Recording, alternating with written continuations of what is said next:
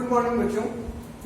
Differentiation के rate major के अंदर आज जो हम लोग टॉपिक पढ़ेंगे वो होगा रिलेटेड रेट्स। क्या होगा? Related rates.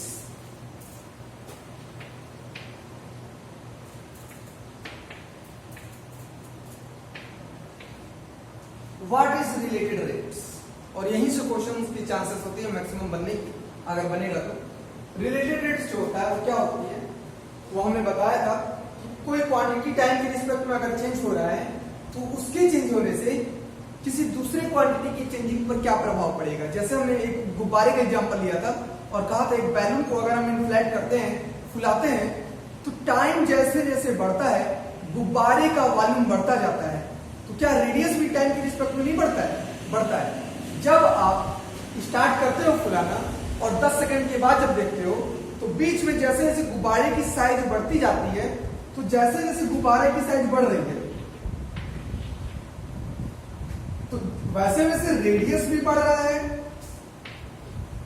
और वैसे वैसे वॉल्यूम भी बढ़ रहा है। तो आर में रेडियस में चेंजिंग हो रही है टाइम के रिस्पेक्ट में। तो अगर रेडियस में टाइम के रिस्पेक्ट में चेंजिंग हो रही है तो कॉमन सी बात है कि उसके वॉल्यूम में भी चेंजिंग होगी। ठीक है, वॉल्यूम में भी चेंजिंग होगी। तो ये दोनों एक दूसरे पर क्या करते हैं? डिपेंड करते हैं। टाइम के रिस्पेक्ट में वॉल्यूम का चेंजिंग, टाइम के रिस्पेक्ट में रेडियस का चेंज एक दूसरे पर डिपेंड करता है। और उसमें से अगर कोई एक क्वांटिटी अगर हमें पता चल जाए तो दूसरी क्वांटिटी में चेंजिंग हम लोग निकाल सकते हैं। ऐसा इस टॉपिक के अंदर हम लोग पढ़ेंगे। तो रिलेटेड रेट्स का मतलब क्या होता है, लिख लीजिए। Dependency of rate of change of one quantity with respect to rate of change of another quantity is known as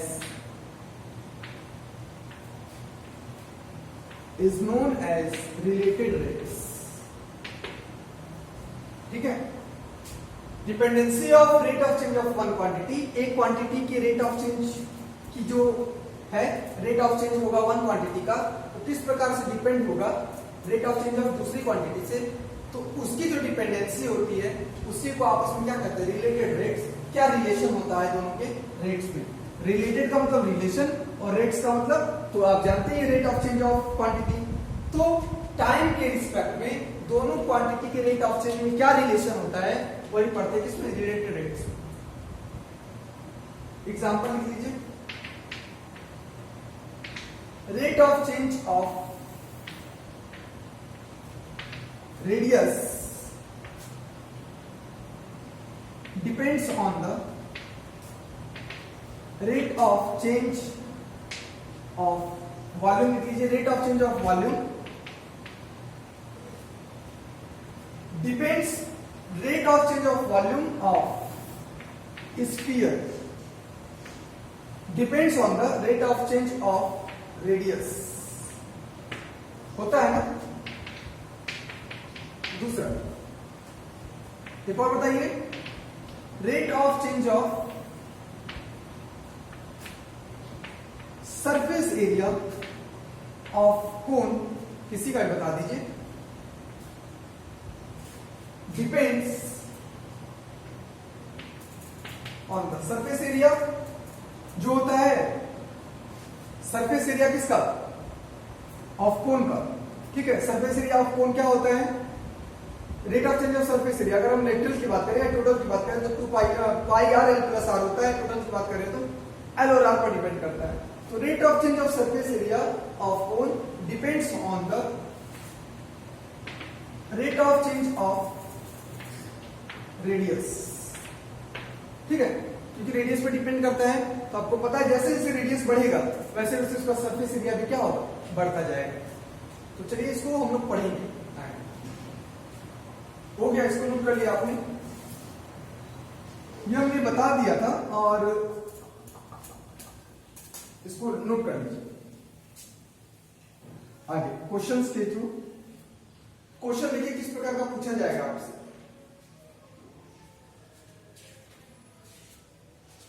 question लिखिए,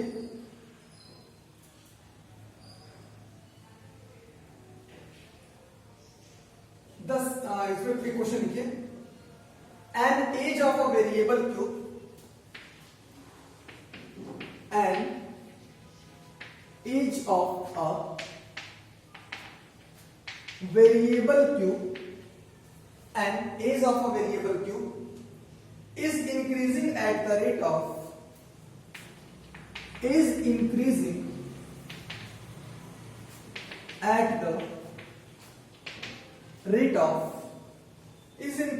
the rate of 3 centimeter per second, 3 centimeter per second, 3 centimeter per second.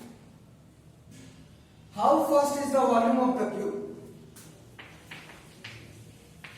How fast is the volume of the cube? How fast is the volume of the cube? Increasing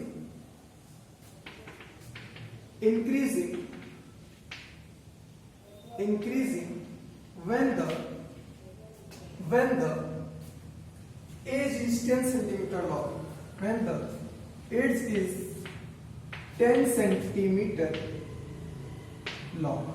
ठीक है, ये पूछा गया है question आपसे कि अगर कोई क्यूब है, वेरिएबल क्यूब का मतलब उसकी साइज फिक्स नहीं है, तो बोला गया है कि एज जो है वेरिएबल क्यूब का मतलब साइज जो है क्यूब की, ठीक है, वो इंक्रीजिंग हो रही है, साइड बढ़ रही है। किस रेट से? 3 सेंटीमीटर एक सेकंड में बढ़ जा रही है। मतलब अगर हम उसकी साइड को ए मान लें, मान लीजिए कोई क्यूब है, ठीक है, जो कि फिक्स शेप का नहीं है, क्यूब तो है लेकिन वो बढ़ रहा है। क्या हो रहा है? An edge of a variable cube is increasing, side इसकी बढ़ रही है, ठीक है। तो मान लेते हैं let edge of cube is small a, ठीक है, सेंटीमीटर, क्योंकि सेंटीमीटर में दिया है ना तो सेंटीमीटर मान लेंगे। तो एज जो है उसकी बढ़ रही है 3 सेंटीमीटर पर सेकेंड। क्या दिया है? गिवन है एज हम क्या माने हैं? यक्स ए माने हैं। ए जो है वो इंक्रीज हो रहा है, बढ़ रहा है, किस रेट से? 3 सेंटीमीटर पर सेकेंड। तो पर सेकेंड है, टाइम के रिस्पेक्ट में बढ़ रहा है, मतलब इसकी जो एज है डी अपॉन डी टी वो बढ़ रही है 3 सेंटीमीटर पर सेकेंड। क्या हो रही है? बढ़ रही है 3 सेंटीमीटर पर सेकेंड, ठीक है। ध्यान दीजिएगा क्या कर रहे हैं, क्यूब का जो साइड है वो माना हमने ए है, तो उसकी जो साइड बढ़ रही है, देखिए क्या क्या ध्यान से क्या लिखा है, edge of variable cube is increasing, उसकी साइड बढ़ रही है, किस रेट से? 3 सेंटीमीटर पर सेकेंड। तो 3 सेंटीमीटर एक सेकेंड में बढ़ रही है, तो टाइम के रिस्पेक्ट में चेंज हो रहा है ना। किसके रिस्पेक्ट में चेंज हो रहा है? उसका साइड, टाइम के रिस्पेक्ट में। तो rate of change of side या edge with respect to time, ये लिखोगे आप, और ये कितना दिया है? 3 सेंटीमीटर पर second. Clear? How fast is the volume of the cube? How fast, किस प्रकार से वॉल्यूम क्यूब का चेंज हो जाएगा? आपको पता है कि इंक्रीज ही करेगा, क्योंकि साइड क्या हो रही है? बढ़ रही है। तो जैसे जैसे साइड बढ़ेगी, ठीक है, वो बड़ा होता जाएगा और उसका वॉल्यूम भी बढ़ता जाएगा। तो ये पूछा गया है कि क्यूब का वॉल्यूम किस प्रकार से बढ़ जाएगा अगर उसकी साइड 10 सेंटीमीटर हो जाए। तो ये तो बाद की बात है, 10 सेंटीमीटर हो जाए तो लास्ट में करेंगे। तो पहले तो ये निकाल लेना कि किस प्रकार से वॉल्यूम उसका चेंज हो जाएगा। We have to find that how fast is the volume of cube increasing. तो अब जो है, चूंकि टाइम के रिस्पेक्ट में जहां पर पूछ लिया गया क्वेश्चन, तो आपको भी टाइम के रिस्पेक्ट में ही निकालना होगा। यहां पर देखिए क्वेश्चन में, पिछले वाले क्वेश्चंस में किसी क्वांटिटी का दूसरी क्वांटिटी के रिस्पेक्ट में पूछा गया था, जैसे एरिया का सरकमफ्रेंस के रिस्पेक्ट में पूछा गया, वॉल्यूम का रेडियस के रिस्पेक्ट में पूछा गया। लेकिन यहाँ पर जो साइड इंक्रीज हो रहा है वो टाइम के रिस्पेक्ट में हो रहा है। तो यहाँ पर जो वॉल्यूम में इंक्रीमेंट पूछा गया है वो भी टाइम के रिस्पेक्ट में पूछा गया है। तो we have to find that, क्या फाइंड करना है? Volume DV upon D T. कब? जब ए की वैल्यू क्या हो जाए 10 सेंटीमीटर हो जाए, हम ये फाइंड करना है। We have to find that dv upon dt when a is 10 centimetre. तो चलिए निकाल लेते हैं। Volume of cube v is equal to क्या होता है volume of cube a cube. तो differentiating it with respect to, किसके रिस्पेक्ट में, ए के रिस्पेक्ट में नहीं, हमें dv अपॉन dt चाहिए तो t के रिस्पेक्ट में करेंगे। तो differentiating it with respect to t we get, है ना। तो क्या आ जाएगा, इसको हटा दिया जाए क्योंकि कोई जरूरत नहीं है।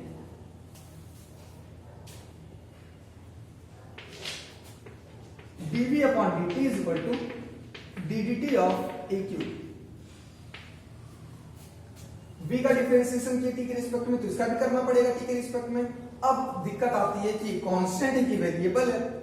तो देखो एज जो है वो क्यूब का बढ़ रहा है, ठीक है, मतलब वॉल्यूम जो है ए पर डिपेंड कर रहा है। तो टाइम के रिस्पेक्ट में ए भी बढ़ रहा है, तो ए क्या है, वेरिएबल है, ठीक है। तो इसको डिफरेंशिएट करना पड़ेगा। तो डिफरेंशिएट करोगे तो ये तो टी के रिस्पेक्ट में डिफरेंशिएट हो पाएगा, ए के रिस्पेक्ट में तो हो नहीं पाएगा। तो इसको टी मान लो। तो टी पे पावर क्यूब का डिफरेंशिएशन क्या होगा 3t स्क्वायर, मतलब 3t स्क्वायर मतलब ए का स्क्वायर, ए को माने थे ना, और फिर जिसको माने थे उसका डिफरेंशिएट कर दो। क्या हुआ, इसका डिफरेंशिएशन तो टी के रिस्पेक्ट में हो पाएगा। तो करना क्या, इसको टी मान लो ए को। तो जब ए को टी मान लोगे तो टी क्यू का डिफरेंशिएशन 3t स्क्वायर मतलब 3a स्क्वायर, और जिसको ए माना था उसका डिफरेंशिएशन तो 3a square. dA upon dt की वैल्यू दी गई है 3 है, क्या है 3 है। तो ये आ जाएगा 9a स्क्वायर, ठीक है। dv अपॉन dt आएगा, क्लियर। तो v का यूनिट सेंटीमीटर क्यूब, ठीक है, और टाइम का सेकेंड। तो सेंटीमीटर क्यूब पर सेकेंड हो गया। Rate of change of volume हो गया। लेकिन आपको पूछा गया rate of change of volume when a is equal to 10 centimetre. तो आप निकाल लोगे this implies that dv upon dt at a is equal to 10 centimetre पर रख दो यहाँ पे 9 into 10 square is equal to 900 centimetre cube पर सेकेंड। ओके, ये आपका आंसर हो गया, है ना इजी। तो बहुत इजी क्वेश्चन है अगर आप अच्छे से समझ गए हैं तो, ठीक है, कुछ करना नहीं था। एक बार और समझ लीजिए इसको। बोला गया है किसी क्यूब की जो एज है वो इंक्रीज कर रहा है at the rate of 3 centimetre पर सेकेंड। तो अगर उसका एज ए है, ठीक है, अगर उसकी साइड ए है, आप कुछ भी मान लो, अगर उसकी साइड ए है तो 3 सेंटीमीटर बढ़ रहा है, तो टाइम के रिस्पेक्ट में बढ़ रहा है, तो rate of change of side with respect to time लिख दिया हमने। हमें चाहिए क्या, टाइम के रिस्पेक्ट में आ गया ना, तो अब जो भी चीज हमें पूछा जाएगा चेंजिंग वो टाइम के रिस्पेक्ट में निकालना है। मतलब हमें वॉल्यूम का चेंज निकालना है dv अपॉन dt। कब, जब ये 10 सेंटीमीटर लॉन्ग हो जाए a की वैल्यू।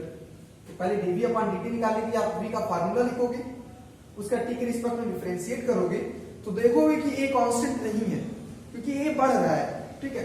कांस्टेंट नहीं तो इसको डिफरेंशिएट करोगे t मान करके, और उसके बाद जो आएगा वेरिएबल d अपॉन dt इसकी वैल्यू रख दोगे, आपका आंसर आ जाएगा। क्लियर। चलिए अगला क्वेश्चन देखते हैं।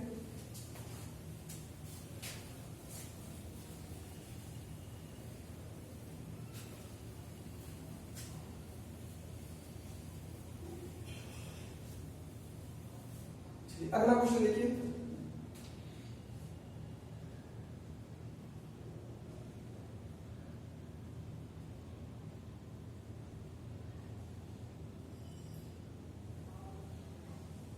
देखिए the radius of circle is increasing,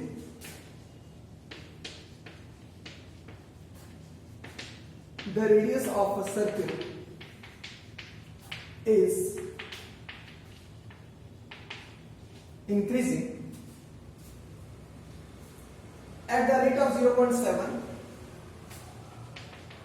at the rate of 0.7 centimeter per second, at the rate of 0.7 centimeter per second. What is the rate of increase of its, what is the rate of increase of its What is the rate of increase of its circumference?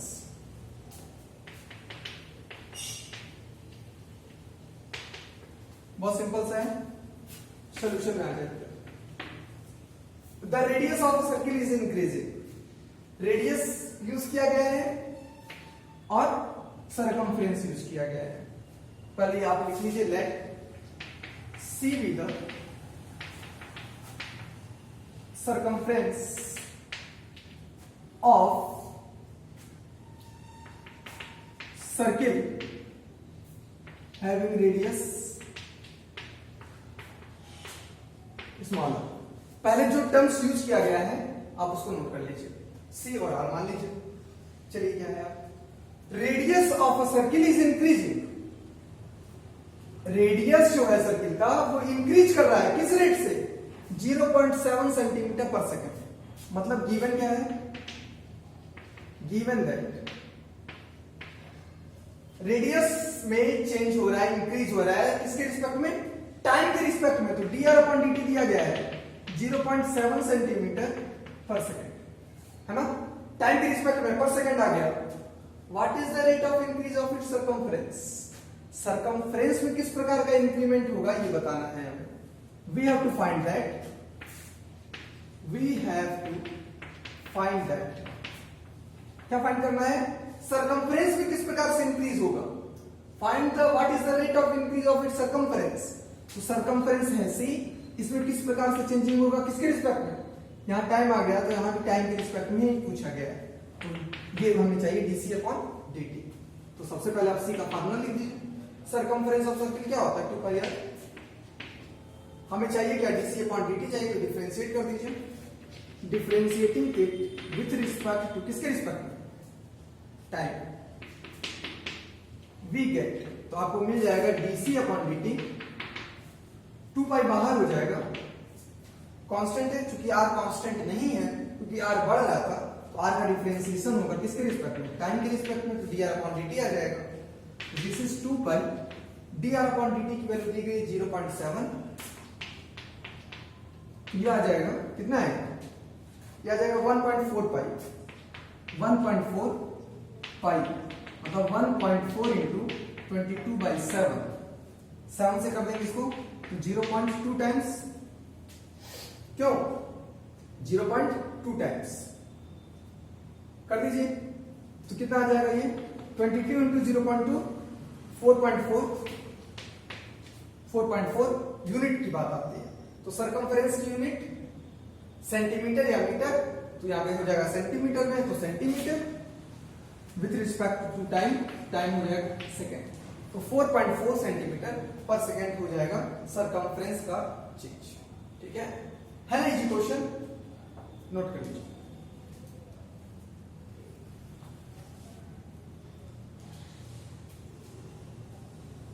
हो गया? चलिए अगले question की तरफ बढ़ते हैं।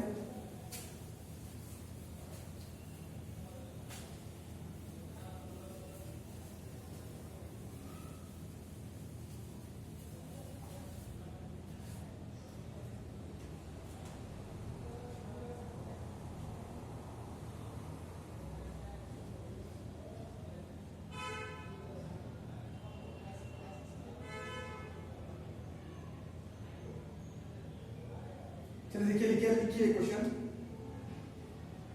एक question की a balloon which always remains spherical. A balloon which always remains spherical is being inflated by pumping, is being inflated by pumping, is being inflated by pumping in 900 cubic centimeter of gas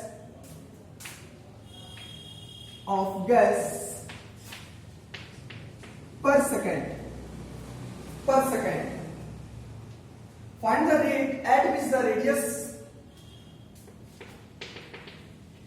Find the rate at which the radius. Find the rate at which the radius of the balloon is increasing. Of the balloon is increasing. Of the balloon is increasing when the radius is 15 centimeter. When the radius is 15 centimetre. देखिए question क्या कहना चाह रहा है. आराम से पढ़िए, कम question लगाइए एक दिन में, लेकिन अच्छे से पढ़िए. मैं जितना पढ़ा रहा हूं आप उतने क्वेश्चंस लगाइए वहां तक के, ठीक है, लेकिन ईमानदारी के साथ दिमाग का यूज करते हुए. ऐसा नहीं कि हर क्वेश्चन में हम पीछे पन्ना पलटने लगे या फिर हिंट्स में देखने लगे. ऐसा नहीं होना चाहिए, क्योंकि जब तक आप में ऐसी आदत रहेगी तब तक आपका मैथमेटिक्स स्ट्रांग नहीं हो पाएगा, कॉन्सेप्ट क्लियर नहीं हो पाएगा. करना क्या, देखिए ध्यान से. एक बैलून है विच ऑलवेज रिमेन्स स्फेरिकल. उसमें ये मेंशन कर दिया गया है कि वो हमेशा कैसे भी फुलाएं हम, वो हमेशा स्फेरिकल बना हुआ है, मतलब बैलून स्फेरिकल है. ठीक, तो बैलून का शेप पता चल गया, स्फेरिकल है. Is being inflated by pumping. इसको पंप से फुलाया जा रहा है और बोला जा रहा है कि इसका 900 क्यूबिक सेंटीमीटर गैस पर सेकंड में भरी जा रही है.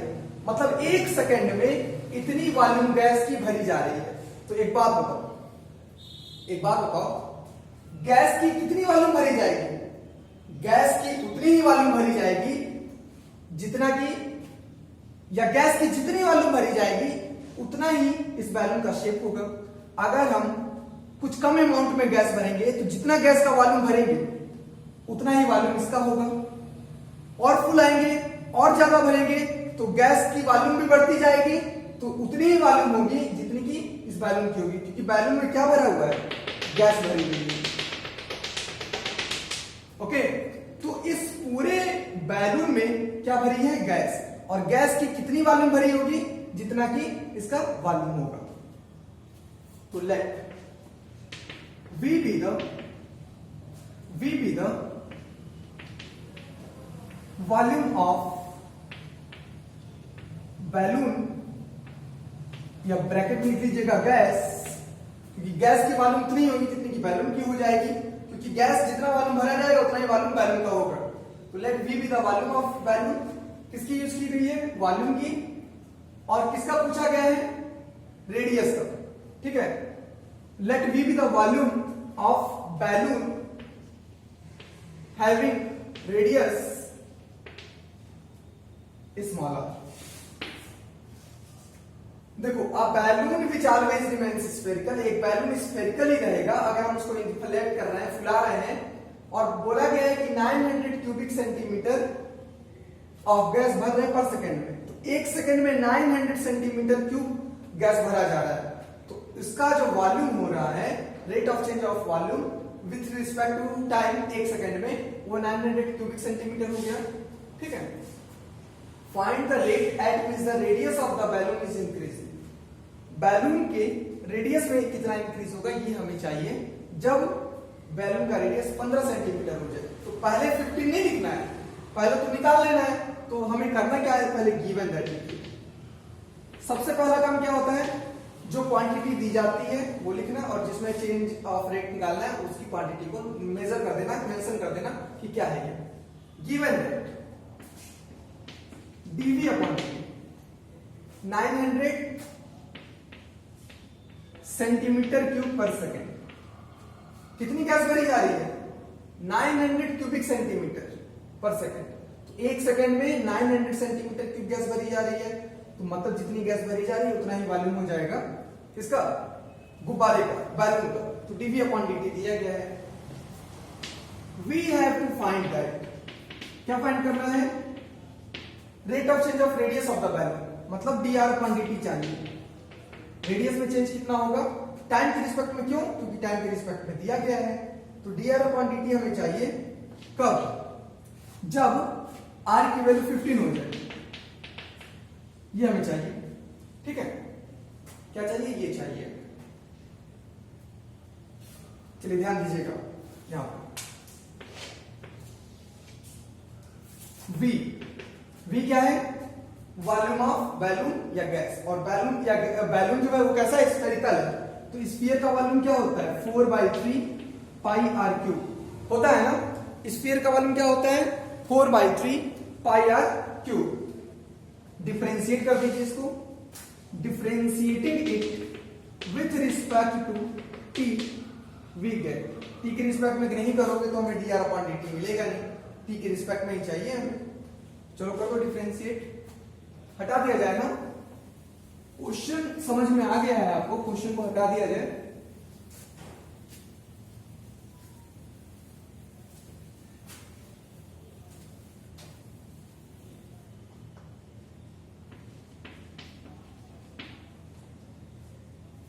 ये आपको चाहिए और ये दिया गया है। चलिए आगे चलते हैं उससे।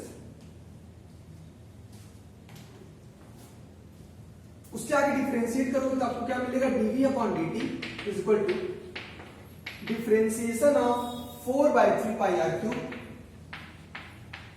With respect to t. लेकिन चूंकि आप बताएं रेडियस भी तो बढ़ रहा है वॉल्यूम गैस बढ़ने के साथ साथ, तो रेडियस वेरिएबल हुआ, तो रेडियस को डिफरेंशिएट करोगे लेकिन टी मान करके। तो पहले कांस्टेंट को बाहर करो, 4/3 pi ddt of r cube. R को टी मानना पड़ेगा तब डिफरेंशिएट होगा। क्यों इसको कांस्टेंट नहीं ले रहे हैं? आर कांस्टेंट क्यों नहीं ले रहे हैं? आर को कांस्टेंट इसलिए नहीं ले रहे हैं क्योंकि जैसे जैसे वॉल्यूम बढ़ रहा है रेडियस भी क्या हो रहा है? बढ़ रहा है, इसीलिए रेडियस कांस्टेंट नहीं है, दिस इज वेरिएबल। तो इसको अगर हम टी मान लेंगे तो क्या आ जाएगा? डिफरेंशिएशन 3r² मतलब 3t², और फिर जिसको टी मानेंगे उसका डिफरेंशिएशन करना पड़ेगा। और इधर dv/dt की वैल्यू लिखी है 900, ये हो गया 900। क्लियर? इसको भी हटा दिया जाए। हमें चाहिए क्या? हमें dr/dt चाहिए जब r की वैल्यू 15 हो जाए। ठीक है, तो चलिए dr/dt निकाल लेते हैं यहां से। This implies that dr/dt is equal to, ये 3 से 3 कैंसिल हो जाएगा ना, बचा क्या?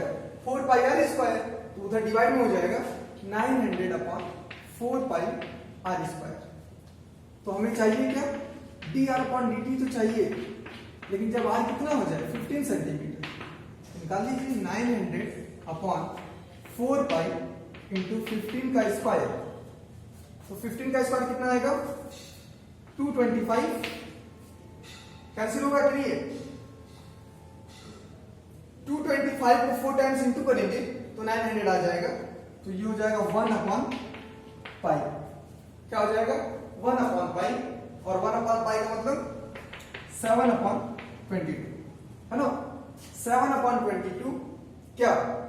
आर की यूनिट सेंटीमीटर में था ना, क्योंकि हमारा जो आंसर था वो सेंटीमीटर वॉल्यूम था, वो सेंटीमीटर क्यूब में था।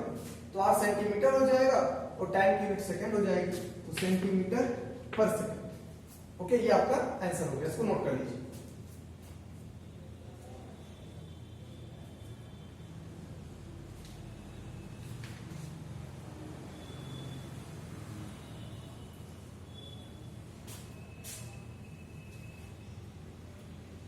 हो गया? तो चलिए रिलेटेड रेट्स के आज हमने 2-3 क्वेश्चन बताए हैं, तो कुछ आपको एक आइडिया लगा होगा कि रिलेटेड रेट्स क्या है, इसके क्वेश्चंस को कैसे सॉल्व करना है। ठीक है, तो यहां तक के जो क्वेश्चंस हम बताए हैं वो बहुत ही आसान, बहुत ही सिंपल तरीके से सॉल्व हो जाएंगे। अगले टर्म पे जब हम लोग मिलेंगे तो उसके क्वेश्चंस में थोड़ा सा और कॉम्प्लेक्स आएगी, तो थोड़ा कॉम्प्लेक्सन बढ़ जाएगा। ठीक है, तो अगर आपको ये इतने क्वेश्चन सॉल्व नहीं हो पाएंगे तो आगे दिक्कत होगी। इसीलिए आज मैं यहीं पे स्टॉप कर दे रहा हूं, क्योंकि आने वाले अगले कुछ क्वेश्चंस में आपको काफी सारी चीजों की जरूरत पड़ेगी। तो मैं ये नहीं चाहूंगा कि आपको मैं आगे बताऊं, मैं आपको आगे तब बताऊंगा जब आप यहां तक के सारे वीडियोस को देख लेंगे। अगला वीडियो जो होगा वो कल अपलोड करूंगा, यहां तक कंप्लीट करने के बाद। ठीक है, आप लोग यहां तक लगा लीजिए, सारी चीजों को समझ लीजिए, जो चीजें ना आए उसको पूछ लीजिए, पूछने की कई सारे तरीके हैं, ठीक है, यहां तक का कॉन्सेप्ट क्लियर कीजिए। फिर अगले दिन हम लोग मिलेंगे इसी टॉपिक के साथ, ठीक है, और अच्छे क्वेश्चंस के साथ। धन्यवाद।